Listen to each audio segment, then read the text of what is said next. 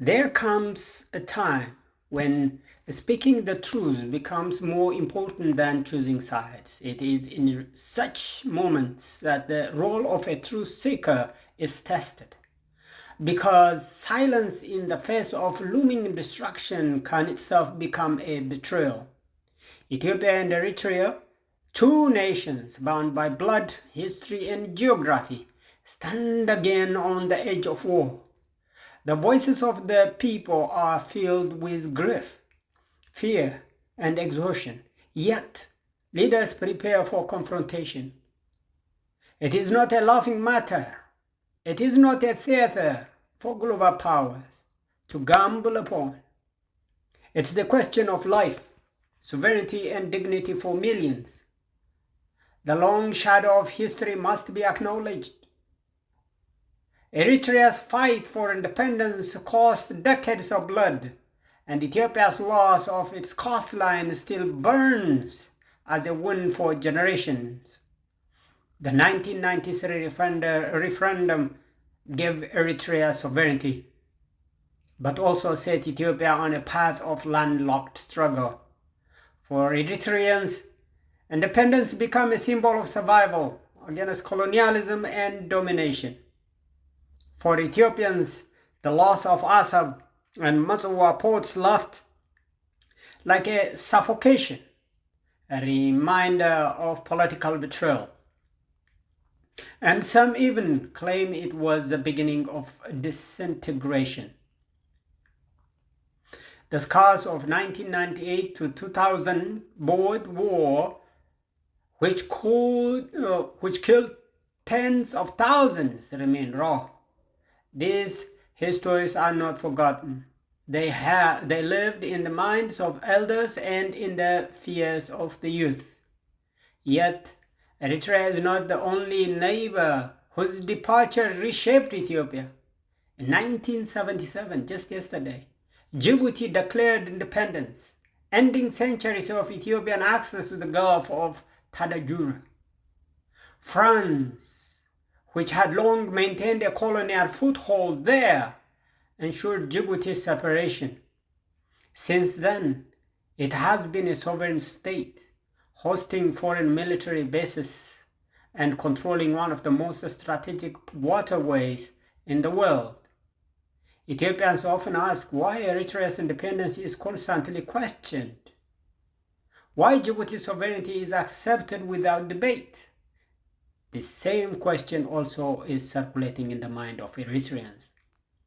This question points to a deeper anxiety. If Ethiopia's population and economy grow in the future, will its neighbor fear that it could undermine their sovereignty too?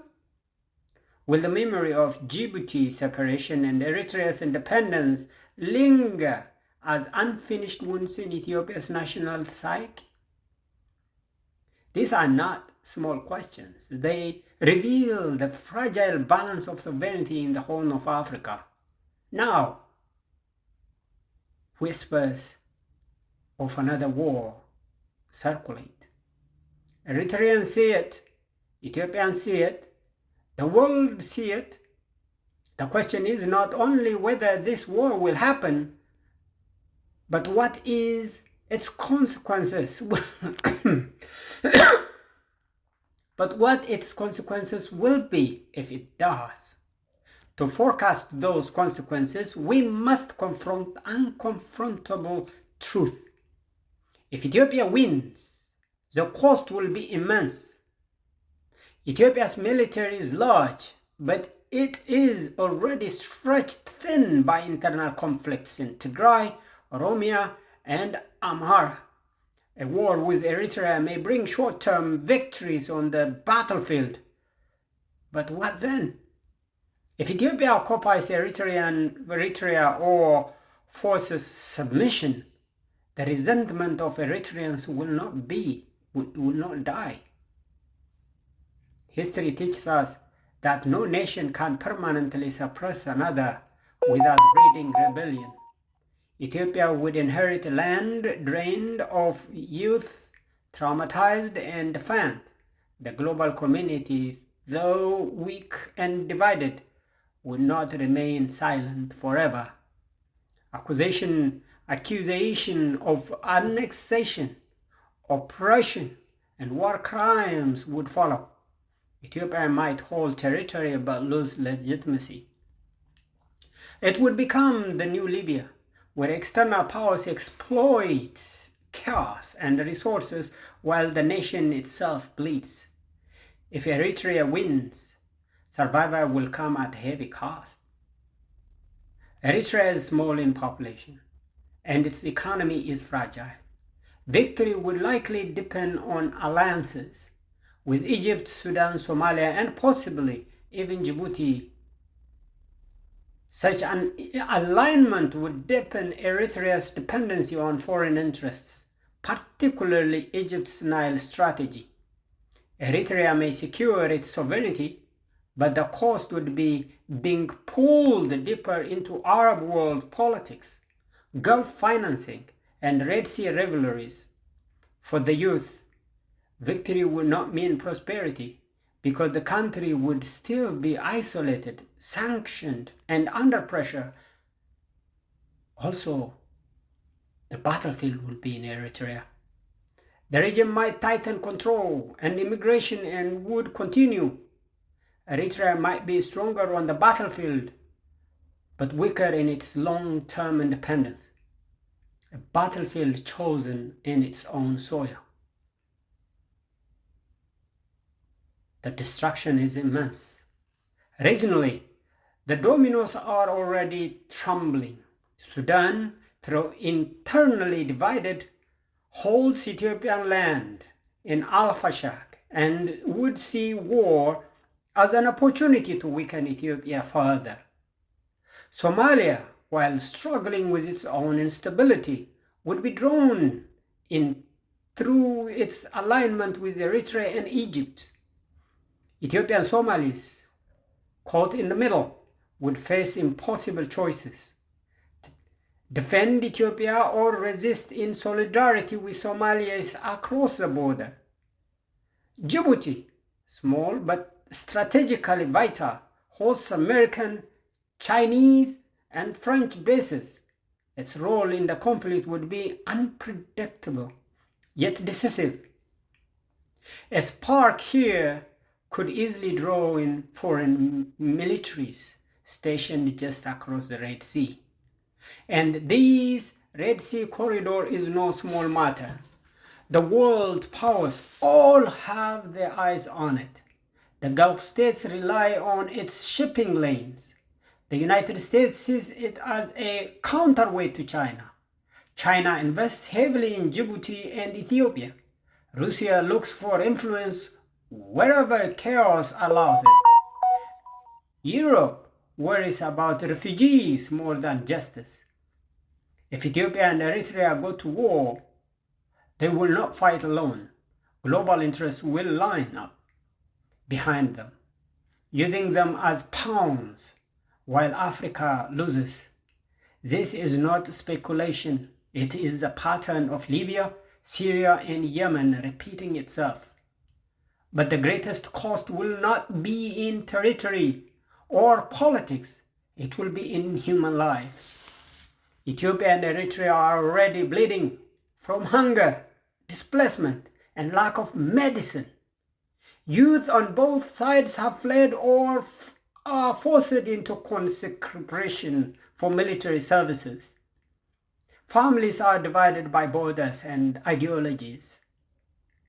Another war would scatter millions more as refugees overwhelm neighboring states and leave a scar on generations. The material gain, a port, a piece of land, will never outweigh the cost of human destruction. And yet, materialism has become the poison of our age, where land is valued more than life. They call it prosperity. That wealth will open up your gate. As a true seeker, I must ask, what is the meaning of victory in such a war? For Ethiopia to win would mean gaining a coastline while losing its future stability. For Eritrea to win would mean resisting annexation while deepening its dependence on external patrons. For both, the meaning of victory would be hollow. There would be no peace, no prosperity, only exhaustion. The United Nations have already shown its weakness. Once the guardian of international law, it is now a symbol stripped of power, paralyzed by funding cuts and political divisions. The African Union, meant to embody African solutions to African problems, is weakened by its own divisions. The world is in economic struggle, and Africa is seen as a reservoir of resources. If Africans keep fighting each other, they will offer themselves on a silver platter. They will offer themselves on a silver platter to those who come to extract, dominate, and recolonize under new names. This is a moment when clarity is most needed. Ethiopia and Eritrea must remember that neither can destroy the other without destroying themselves. Neither can win without also losing. What is no longer a path to greatness, it is a path to dependency and exploitation. My analysis as a truth seeker, standing with Ethiopian Hearts for Peace and African Hearts for Peace, is that both nations have far more to gain from dialogue than from bloodshed. The grievances are real, the wounds are deep, the mistrust is high, but wisdom is higher still if chosen. Eritreans must be heard, Ethiopians must be heard, and both must be respected. The time for arrogance is over. If peace does not prevail, when the path forward will not be independence or sovereignty, but fragmentation, dependency, and recolonization. If peace is chosen, then the path forward would be mutual recognition, economic partnership, and model for Africa to follow. Therefore, the conclusion is simple. Even if the path is hard, the new war is meaningless. Win or lose, there is no gain, only lose, only destruction. But if Ethiopia and Eritrea together reject the cycle of blood, they can't choose life over death, wisdom over pride, humanity over materialism. That is a message, and it must be heard now because it is too late. Thank you very much. Again, this is Abebe Negash on behalf of Ethiopian Hearts for Peace and African Hearts for Peace.